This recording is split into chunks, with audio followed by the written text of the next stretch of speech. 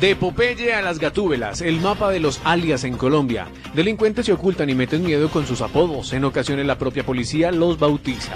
Mientras era atendido en una clínica del norte de Bogotá y en uno de los últimos golpes de la policía contra los capos de la droga, fue capturado recientemente el señalado narcotraficante Jair Sánchez Hernández. El nombre a secas de este hombre, quien cayó el pasado 1 de abril, quizá no le dice nada a nadie. Sin embargo, pocos que hayan visto la noticia podrán olvidar el apodo que llevaba a cuestas en su larga carrera criminal: Mueble Fino. Así, con ese llamativo apodo, fue presentado por las autoridades el que era considerado uno de los grandes mafiosos del Valle del Cauca. Días atrás, el país ya había visto cómo la policía capturaba y recapturaba al desalmado, y varias semanas antes, las detenciones de las famosas Yayita y Gatúbelas, mujeres que, valiéndose de sus curvas, engañaban y robaban los apartamentos de sus víctimas en la capital del país. Estos son apenas algunos de los innumerables apodos utilizados por los bandidos de Colombia. Para los nuevos delincuentes, adoptar un alias inexistente es quizá una tarea más compleja que ejecutar cualquiera de sus crímenes. Hoy basta con abrir Google, digitar las palabras alias y escribir lo que se cruce por la mente. Se encuentran sobrenombres como televisor, lapicero, carro loco, gafas o jabón. El penúltimo es recordado por caer en la Operación Jaque en julio del 2008, mientras que Jabón, como era conocido Wilber Alirio Varela, fue un temido narcotraficante que ocupó las primeras páginas al ser asesinado en enero del 2008 por su propia escolta, los temibles hermanos Calle Serna o los Comba.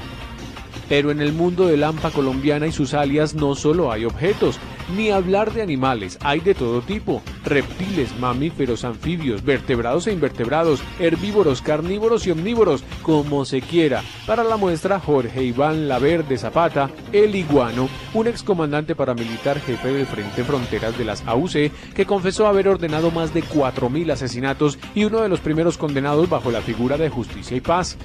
El Iguano, aún en prisión, fue uno de los ideólogos en la construcción de hornos al estilo nazi para desaparecer a sus víctimas. A nivel gastronómico, la carta también es amplia: frijol, sancocho, pan de bono, tomate, boliqueso, el famoso cebollero de la oficina de Envigado, fritanga, aquel de la ostentosa fiesta de matrimonio en la isla Múcura, y hasta alias Chocorramo, un sujeto capturado hace unos días y sindicado de desmembrar a 2 personas en Dos Quebradas, Risaralda, pero también un viejo cabecilla del Frente 50 de las FARC que se desmovilizó hace un lustro y se hacía llamar como el popular Ponqué de Paquete Naranja. No es difícil hallar cualquier alias entre grandes capos, mandos medios, gatilleros o incluso delincuentes de barrio. Una labor más ardua sería, en cambio, construir un listado de quienes llevan su nombre de pila como marca dentro del mundo criminal y sin que tengan en su expediente un alias o sobrenombre. Jairo Libreros, experto en seguridad y profesor de Criminología y Seguridad Ciudadana de la Universidad Externado de Colombia, dice que esa tarea es casi imposible. En la historia criminal colombiana, encontrar un capo o un destacado criminal sin alias o sin un nombre clandestino no se puede, no existe.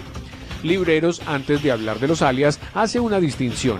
Una cosa es el alias, que es el nombre criminal de una persona, y otra distinta son los nombres clandestinos que se utilizan en la guerrilla, grupos terroristas y en el mundo del crimen organizado. En ciertas organizaciones del crimen, de ejércitos insurgentes o grupos terroristas, el alias es posterior al nombre clandestino que adoptan para mimetizarse en la sociedad, agrega Libreros. Un ejemplo se refleja en la historia de Fidel Castro, el líder de la Revolución Cubana. Aunque bien no clasifica dentro del mundo de la criminalidad, sí tiene su espacio en este tema, pues optó por el nombre de Alejandro para moverse clandestinamente en los años 50, entre Estados Unidos, México y Nicaragua, mientras preparaba los operativos para tomar el poder en Cuba y tumbar a Fulgencio Batista, derrocamiento que finalmente se dio el 1 de enero de 1959. Esto obedece a un grado de admiración que sienten por ciertas personas. En el caso de Fidel Castro es muy claro que se pone Alejandro porque su gran ídolo era Alejandro Magno. Ahí hay una identidad entre los que son las figuras que ellos pretenden emular, independientemente de que sean historias completamente diferentes, añade el académico. Pero otras veces son solo apodos que han hecho parte de su vida familiar y que trascienden cuando entran por la puerta de la delincuencia. Versiones no oficiales indican que John Jairo Velázquez Vázquez, alias Popeye, uno de los matones más sanguinarios del cartel de Medellín, lleva su apodo en gran parte por el parecido físico que guardaba desde muy pequeño con el famoso dibujo del marinerito de brazos desproporcionados y exagerado mentón. Pero, haciendo una mofa, agrega la historia que este odiaba las espinacas y su abuela, en el afán de que se las comiera, le decía que solo podía dejarse de parecer a Popeye si se las comía. Una versión que circula por la historia, pero que no se confirma. Consultado por el periódico El Tiempo, un excomandante de inteligencia de la policía explica que son dos los principales motivos para que los bandidos usen seudónimos. Uno, por ocultar su identidad. Dos, generar intimidación sobre el contrario. El delincuente siempre intenta intimidar, entre más fuerte el alias puede generar más respeto. Buscan infundir temor entre sus enemigos, cualquiera que sea, el ciudadano común, el narcotraficante del otro bando, las mismas autoridades, pero primero que todo usan esos apodos para ocultar su identidad, agrega la fuente.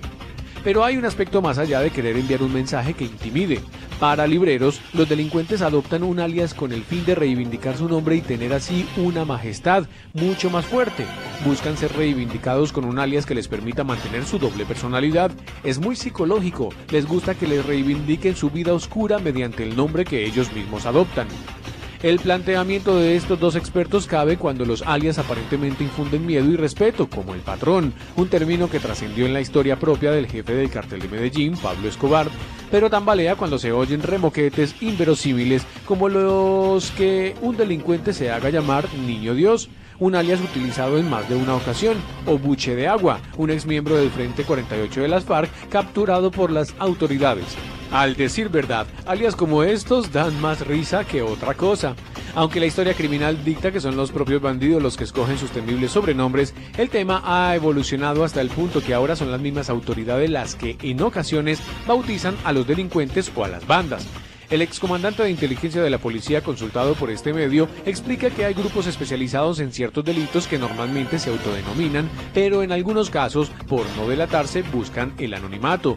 Aquí es cuando la policía los bautiza por alguna modalidad o característica física, explica la fuente. Un caso puntual es el de los sintéticos, una banda dedicada a la comercialización y distribución a nivel nacional de drogas sintéticas como 2CB, UAS, LSD y éxtasis, que fue desmantelada hace más de una semana. El periódico El Tiempo pudo establecer que dicha banda no se hacía llamar así. Fueron las mismas autoridades las que emplearon el término y con ello ganaron un referente mediático. Esta estrategia es útil para enviarle un mensaje importante a la sociedad de que esas personas tienen unos alias controversiales, muy pesados, y que los servicios de la policía tienen la capacidad de capturarlos.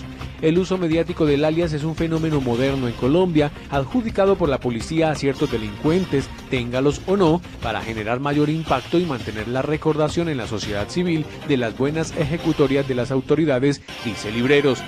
Al respecto, el general Rodolfo Palomino, director de la Policía Nacional, acepta que es un tema que podría denominarse, si lo quiere, marketing policivo y que sirve también para distinguir unos casos de otros.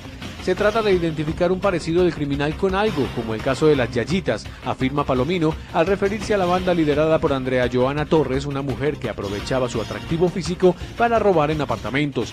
El nombre conferido a la banda quizás se haya ajustado a la figura caricaturesca de Yayita, una despampanante mujer de natural coquetería que aparece en las historietas de Condorito. Otro aspecto que resalta el general Palomino es el uso de los alias no solo para ocultarse, sino para desorientar su identidad. Se pone alias de mujeres siendo hombres para desorientar la búsqueda. Un caso puntual e histórico es La Kika, un nombre femenino que utilizó Dandeni Muñoz Mosquera, uno de los principales sicarios al servicio del cartel de Medellín y que hoy está esperando la muerte en una prisión de Estados Unidos, de la que no saldrá nunca por las 10 cadenas perpetuas que pesan en su contra. Pero, ¿de qué le sirve a la policía hallar el alias de un criminal? Según expertos, cuando se hacen trabajos de perfiles criminales, al hallar el alias y su correspondencia con el sujeto, las autoridades pueden llegar a obtener casi un 30% del perfil criminal dispuesto, una ficha más amplia del comportamiento, de las motivaciones y de las formas de actuar de los delincuentes. Algunos históricos. La historia violenta del país está marcada por una infinidad de alias pertenecientes a los carteles de la droga, las guerrillas, las bandas o la delincuencia. Pero entre ese mar de nombres, unos más recordados que otros, Jairo Librero se anima a compartir un puñado que para él resultan, si no trascendentales en la literatura criminal, al menos atractivos por lo que hay detrás de los mismos. Al final, incluye un nombre de un asesino en serie popular que se sale de la geografía criminal colombiana, pero que bien vale la pena mencionar: Jack el Destripador. La lista. León María Lozano el Cóndor tiene un peso importante en la literatura criminal y en la historia política colombiana. Es a partir de este personaje que comienza a generalizarse el uso, por lo menos en Colombia, de los apodos en el mundo criminal. Su historia se remonta a la época inicial de la violencia en la década de los 40 a los 50. Alias el Cóndor era el jefe de los Pájaros, un grupo de matones de creencia conservadora que perseguía a los liberales en Tuluá y que fue inmortalizado en el libro de Gustavo Álvarez Gardiazabal, Cóndores no entierran todos los días, afirma Libreros.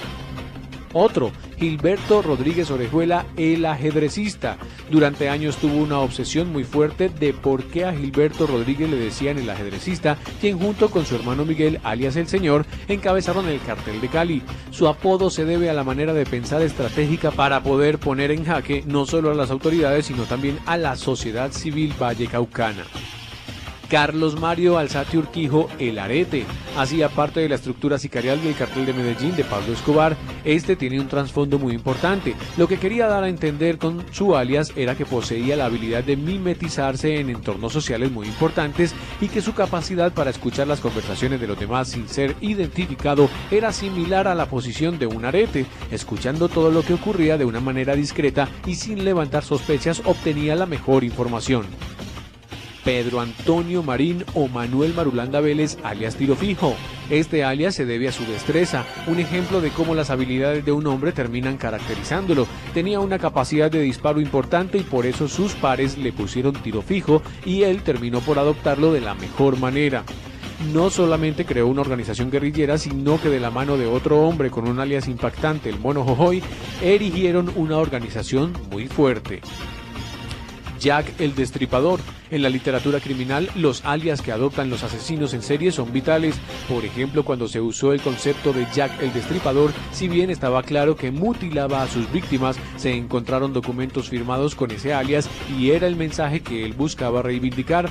Finaliza Libreros al referirse a este personaje de identidad desconocida que ejecutó sus crímenes por el año de 1888 en Londres y sus alrededores. Información de eltiempo.com.